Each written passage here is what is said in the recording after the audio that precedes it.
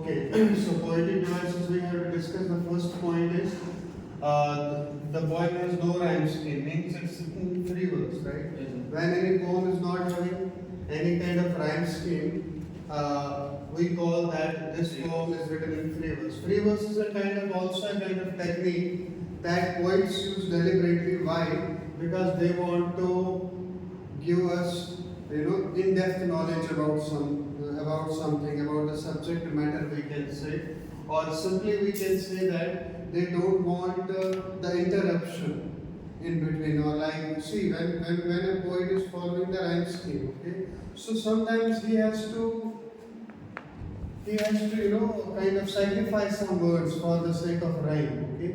But when a poem is written in free verse, that time poet is not supposed to sacrifice some words. Is that clear? Because he is not following any rhyme. He is paying more attention towards the meaning. So first point about it, you will remember that the poem is written in free verse. When reference to context type questions come, that time they can ask you these sort of questions, and from this poem reference to context is being asked repeatedly, right, in the final exam. So pay attention to these sort of questions. Now stanza 1. In the stanza 1, like we have read it a couple of times, we will see what are the poetic devices that are used there. It's also very important from the examination perspective. The first poetic device that is used in the first stanza. First stanza is that up to the corpse, right? So write down this like up to the corpse is the first stanza, and the first poetic device that is used is assonance. Okay, assonance means repetition of vowel sound. Repetition of vowel sound. So here, like O sound and this sound is repeated.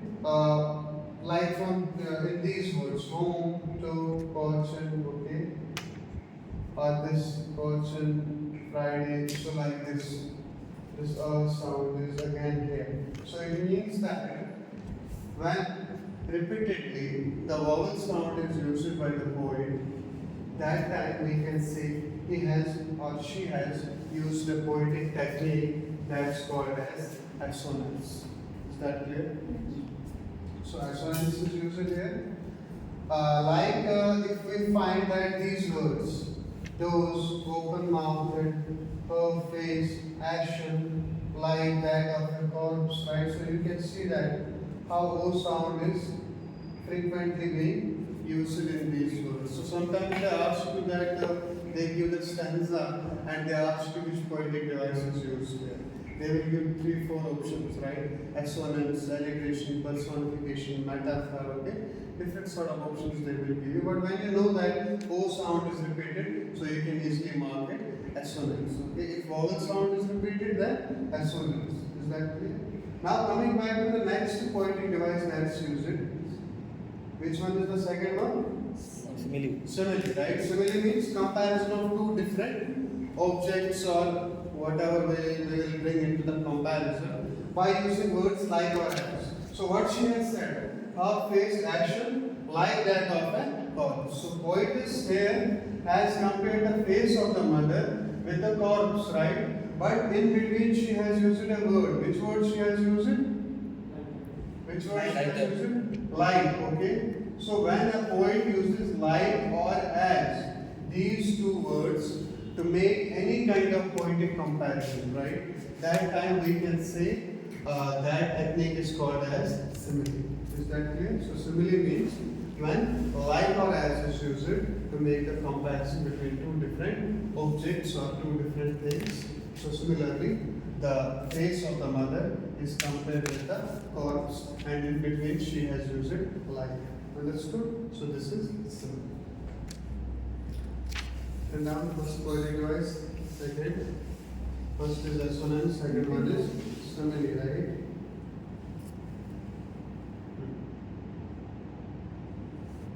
Just write the name of poetic device only, then you will mark on your textbooks. Coming to the second stanza. In the second stanza is up to out of their homes. So mention that also. Second stanza is up to this point, right, out of their homes. So what sort of we can say that poetic devices are used here? The first one is consonants. So what is consonants? When assonance means when which sound is repeated? Vowel, right? Consonants means when consonant sound is repeated, right? Consonants and alliteration. Remember these two. Consonants and alliteration. Alliteration also means when consonant sound is repeated. Consonants also means when consonant sound is repeated. But the difference is that in consonants, the consonant sound is repeated, but after the vowel sound. After any vowel, right? It's being repeated. Like here you will find that put. T sound is after you. That. T sound is after vowel, right? Thought. Like here you will also find this T sound comes after O, after U, right? Similarly, so when a consonant sound is repeated, but before that consonant sound we will find a vowel, right? We will find a vowel. That time it's called as consonants. Okay. But when consonant sound is repeated, but there is no vowel before that, we call that alliteration. So alliteration is also repetition of consonant sound. Consonants is also repetition of consonant sound. So write down this.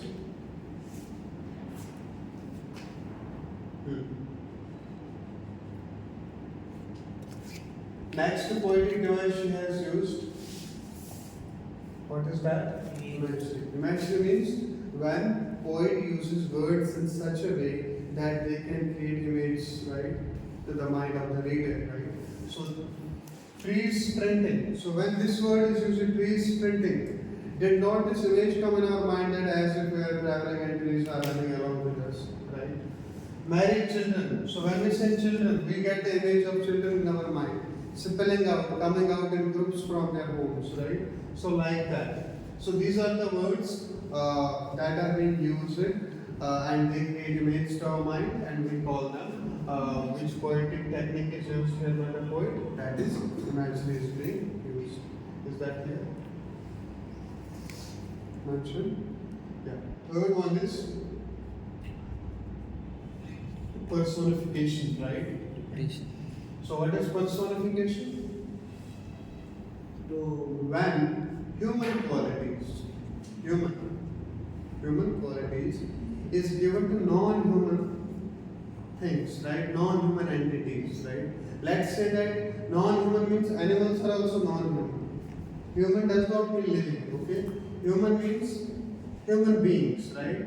And non-human means other living things also, other non-living things also that are not human beings. So plants is also non-human. Animals are also non-human. Is that clear? So when human qualities are being given to non-human, right? We call that personification. Like sprinting. Sprinting means running. So running is the quality of what? Human mostly, right? So we say trees are sprinting. So this quality is given to whom?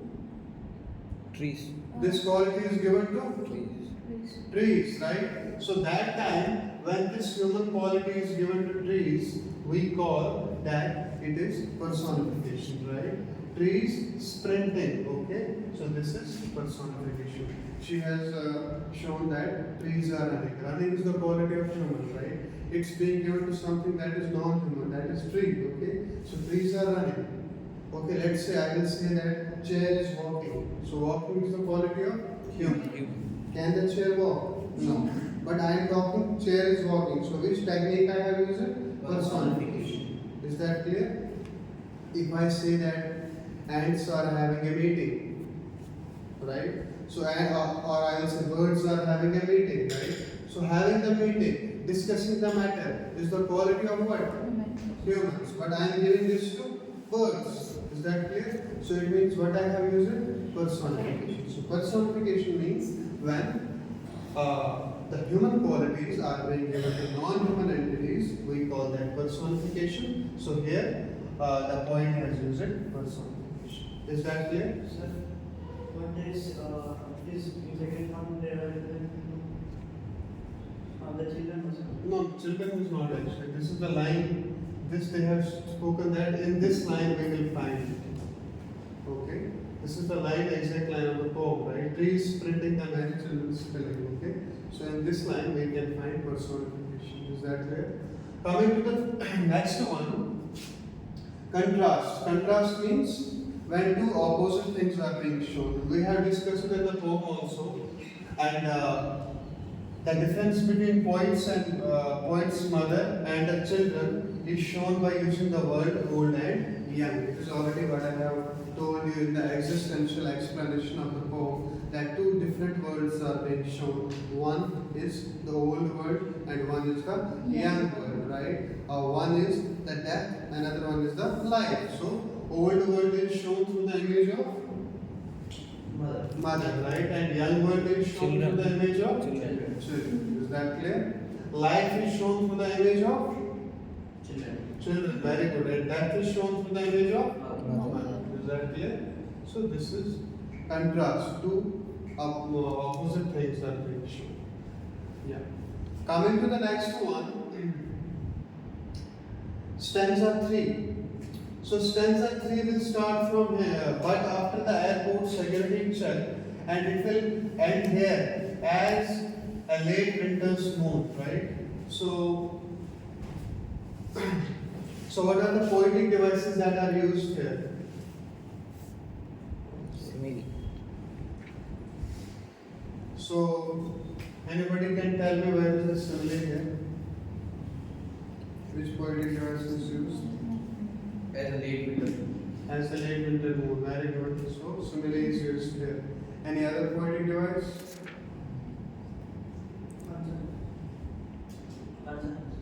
Consonants. Where is that? Which line? First, second, third, or fourth? Last but one. Last but one. Look good again at Okay. So see here. So simile is used. We know that when two different objects are compared to each other by using words like or as. So here, mother's face is compared with the winter moon, right? So mother's face is compared with the winter moon, and the poet has used the word as. Is that clear? So when like or as is used to make a comparison of two different objects, right? That time we call it simile. Like the poet's mother's face has been compared to that of late winter moon. Is that clear? Understood up to here? Another one is again consonants. Consonants means repetition of vowel. vowel or Vowel before consonant. a repetition of consonant sound, but Consonant. before there is a vowel word, right? So S sound is being used here, right? Like standing, security, standing, okay, yards. So like this, they have used it consonants here. Another one is symbolism. Very important is here. So winter moon is a symbol of decay, death and decay. Is that clear? So symbol is also there. As I told you, winter moon is symbol for dullness, lack of charm, okay, decay, death, decomposition, right? So late winter moon is a symbol here. You can also mark it on your textbooks as well as on your notebooks. Is that clear? Now, coming to the next one, stanza 4. So in stanza 4, what is happening? And this is beginning from and felt that old, and it's ending with the end of the poem also. So repetition is used. Smile, smile, and Smile. Okay, when similar words are repeatedly being used, right? Or similar sort of thoughts sometimes are used by the writer. Sometimes writer will use similar words, we call that repetition. Sometimes thoughts are repeated also by use of different words. That time we can also call that repetition, okay? So smile, smile and smile. So repetition, the word smile has been repeated thrice. Is that clear? So that is repetition. And alliteration, now we came to the alliteration. A repetition of letter S, okay? But all I said was see you soon. So right? But all I said was see you soon. So So S sound is repeat. Is that clear? So repetition is used and alliteration is used. Alliteration is also the repetition of consonant sound. Consonance is also the repetition of consonant sound. Assonance is repetition of vowel sound, right? And what else poetic device we got here? Personification, simile, symbol, assonance, consonance, alliteration, right? And I think these Contrast.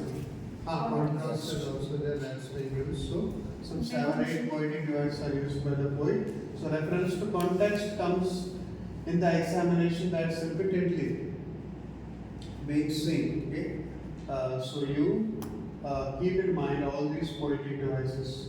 Underline on your textbooks that in this line this poetic device is used, in this line this poetic device is used, right? So that it will become easy for you to recognize in the examination. Is that clear? Apart from that, 2 questions that you need to find out the answer. Just take help of the internet or any other thing, right? And frame a very attractive and nice answer for 2 questions that has been asked by CBSE repeatedly from last couple of years, right? One is the poem representing life and death, okay, and the poem representing the relationship between daughter and mother, right? For these 2 questions, get a very nice and attractive answer so that you could keep that in your mind from the very beginning, and you will not face any problem when you will compose that answer in the examination. Is that clear? So that's it. Tomorrow we will continue with the next